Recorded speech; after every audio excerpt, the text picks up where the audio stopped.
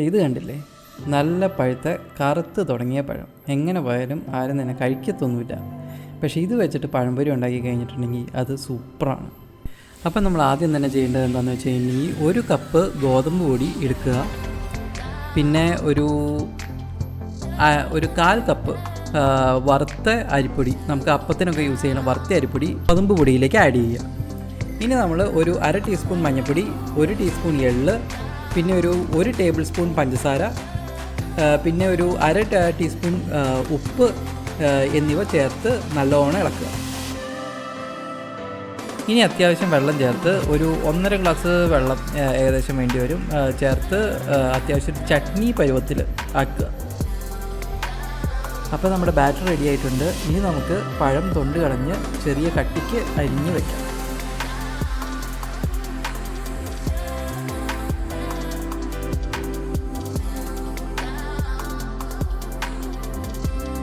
ഇനിയൊന്ന് മുക്കി വറുക്കാൻ പാകത്തിനുള്ള എണ്ണ ചീഞ്ചട്ടിയിലേക്ക് എടുക്കുക. എന്നിട്ട് അത് തിളയ്ക്കുന്നവരെ അടുപ്പത്ത് വയ്ക്കുക.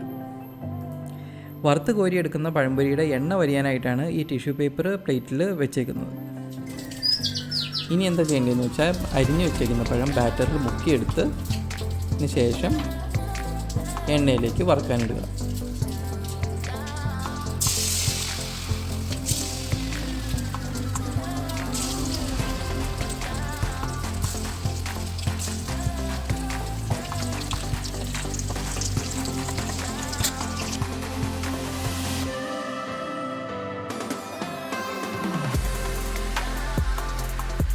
അടിയിൽ പിടിക്കാതെ നോക്കുക. പിന്നെ ഒന്ന് മൊരിഞ്ഞ് കഴിയുമ്പോൾ ജസ്റ്റ് ഒന്ന് മറിച്ചിട്ടേക്കുക. അത്യാവശ്യം 2 സൈഡും നന്നായിട്ട് മൊരിയാനായിട്ട്.